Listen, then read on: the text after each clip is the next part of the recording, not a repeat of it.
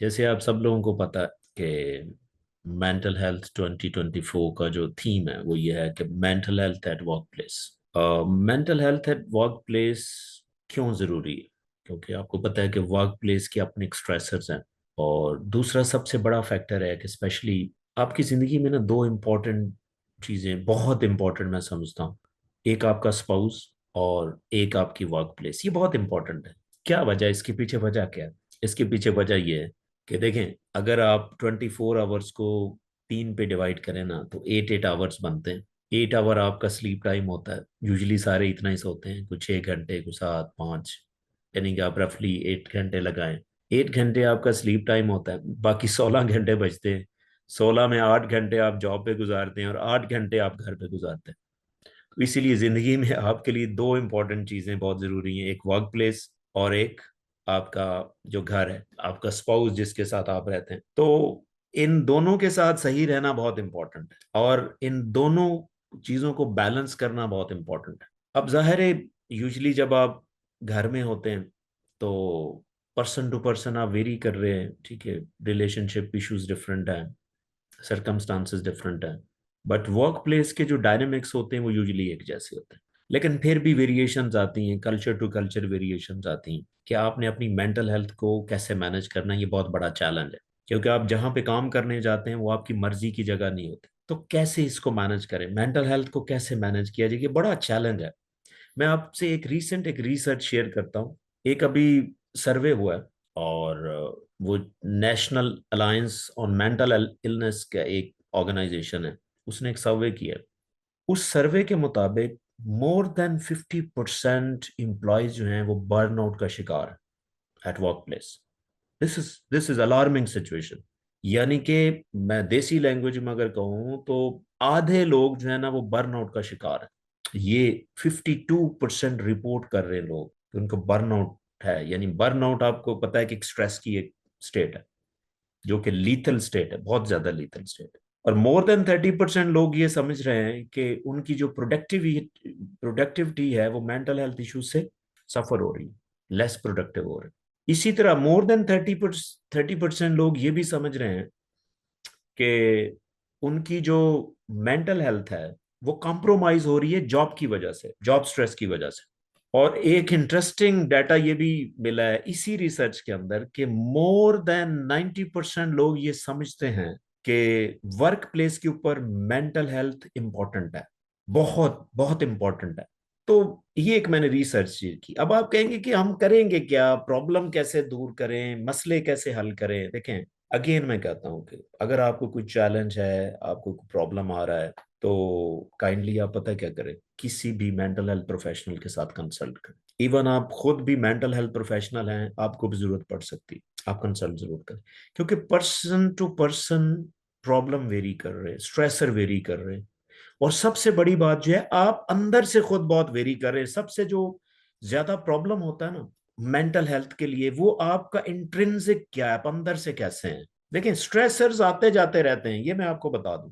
Stressors कहीं खत्म नहीं हो रहे। रोजे अजल से स्ट्रेसर हैं और आज भी हैं और रहेंगे।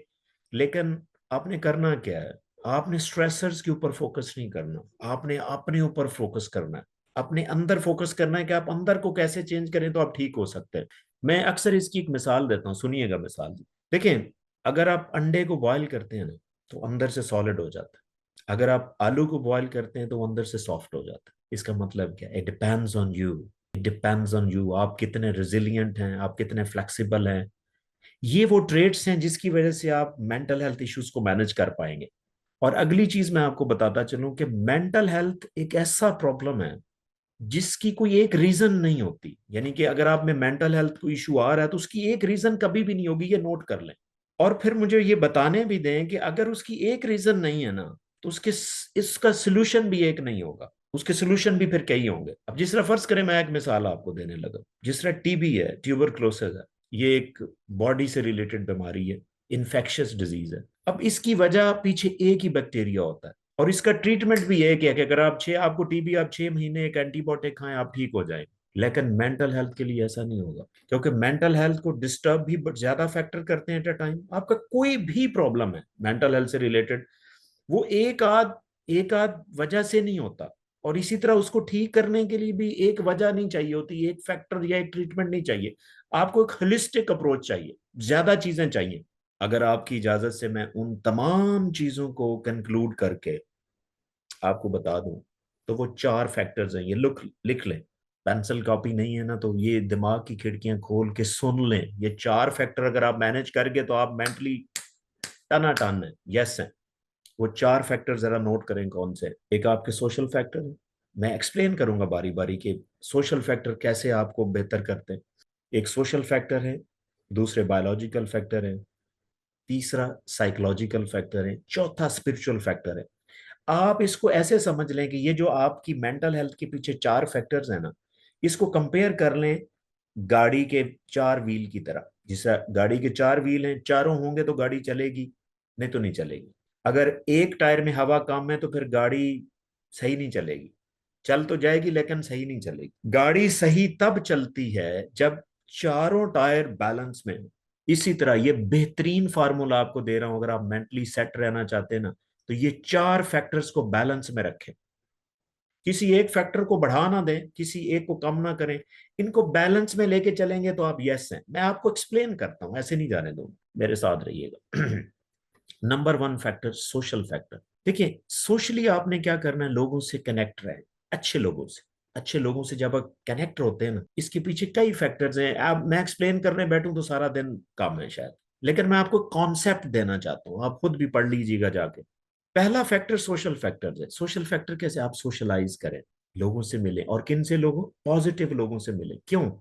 जब आप किसी पॉजिटिव इंसान से मिलते हैं ना, जब आप उसके साथ इंटरेक्ट कर रहे होते हैं, तो आपके फ्रंटल ब्रेन के अंदर खास किस्म के न्यूरॉन्स होते हैं, जिसे मिरर न्यूरॉन्स कहते हैं।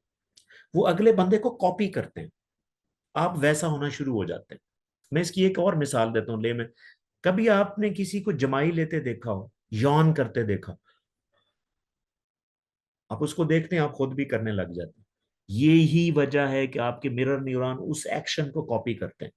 जब आप सोशलाइज करते हैं ना, आप में रेजिलियंस आती है, आप में फ्लेक्सिबिलिटी बढ़ती है।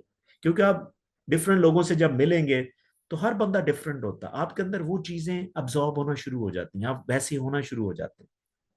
देखें, ये रेजिलियंस, फ्लेक्सिबिलिटी, ये मेंटल हेल्थ के लिए वैसे अच्छी। आप बाय डिफॉल्ट जेनरस होने की कोशिश, आप जेनरस हो जाएंगे। क्योंकि अक्सर आप मिलेंगे लोगों से, तो लोग आपको चाय पानी भी पिलाएंगे, फिर आप भी पिलाना शुरू कर देंगे। देखिए, जिंदगी में याद रखिएगा, जेनरोसिटी एक ऐसा फैक्टर है जिसकी वजह से आप मेंटली बहुत अच्छा फील करते हैं।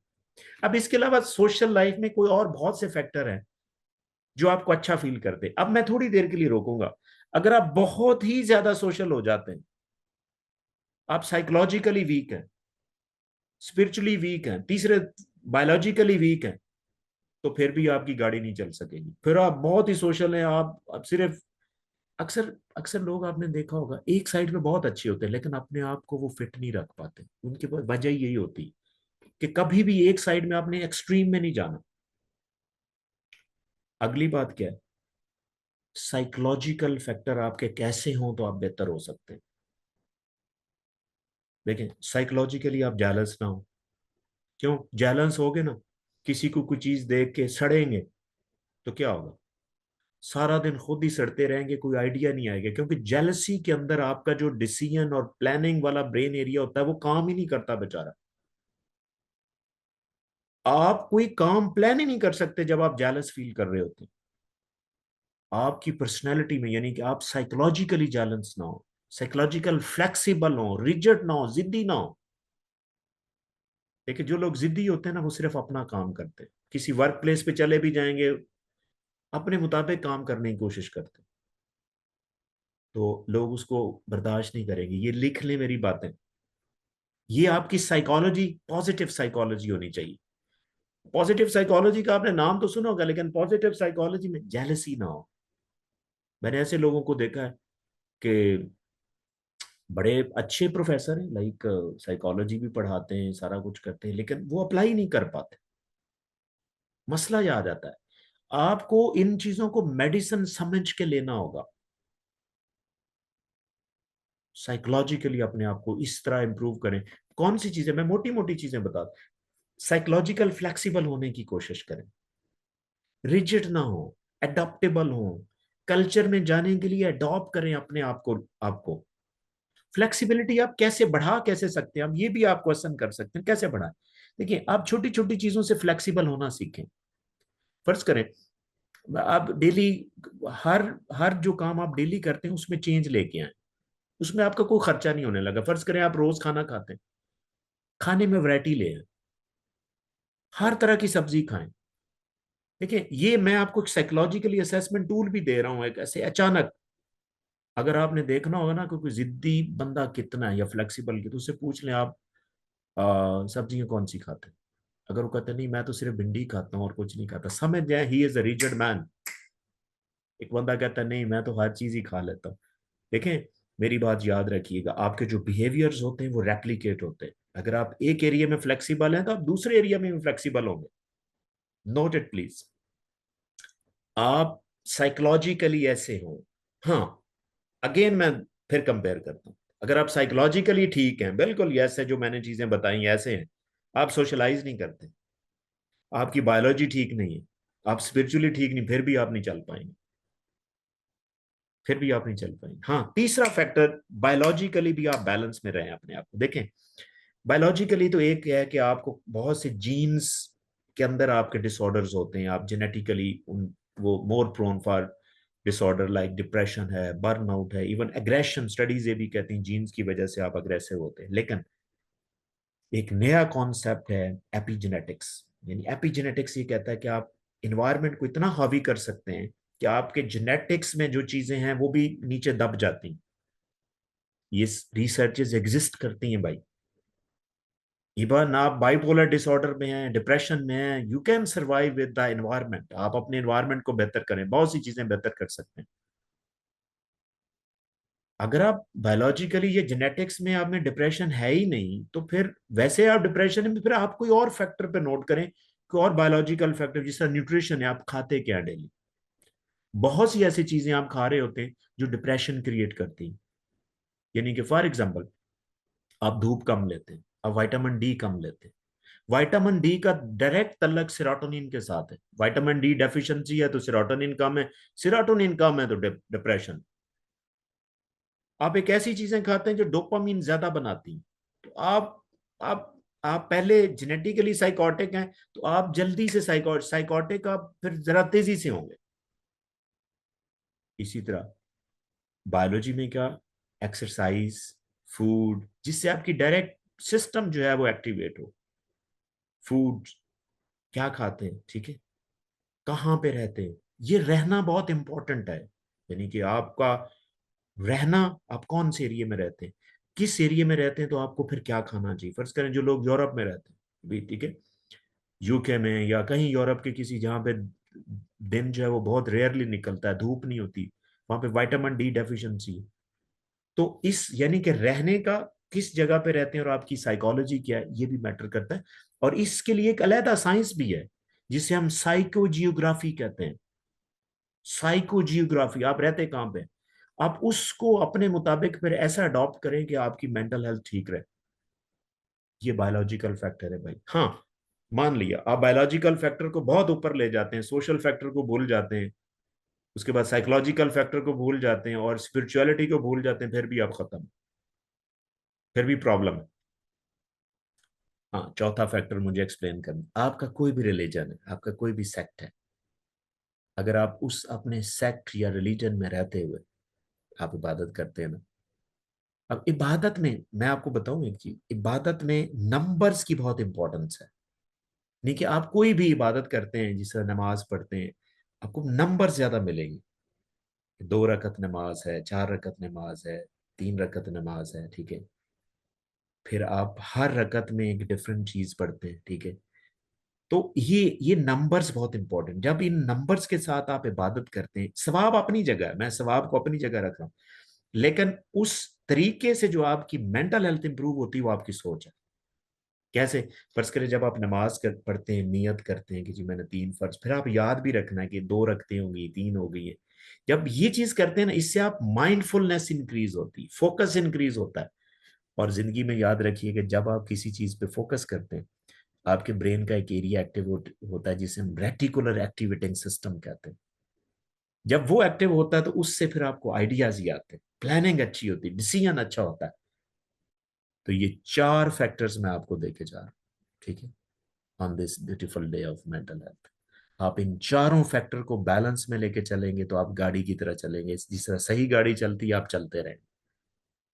अगर आपने इसको इधर उधर किया, चारों फैक्टर को बैलेंस में रखना आपको, कई कई जगह पे सोशल साइंसेस में, रिलीजियस साइंसेस में, इस्लाम में, हदीस में, कुरान में, आपको बहुत सी जगह पे इन एरियाज को बैलेंस रखने की भी इंपॉर्टेंस है। आप ज्यादा ना सोशल लाइफ में जाएं, ना ज्यादा आप खाने पीने में बहुत आगे चले जाएं। ये 4 इंपॉर्टेंट मैं आपको फैक्टर देके जा रहा हूं, इसके ऊपर काम करें। I am sure that you will be having a very good mental health at, not even at workplace, but in relationship with friends, family, and for yourself indeed.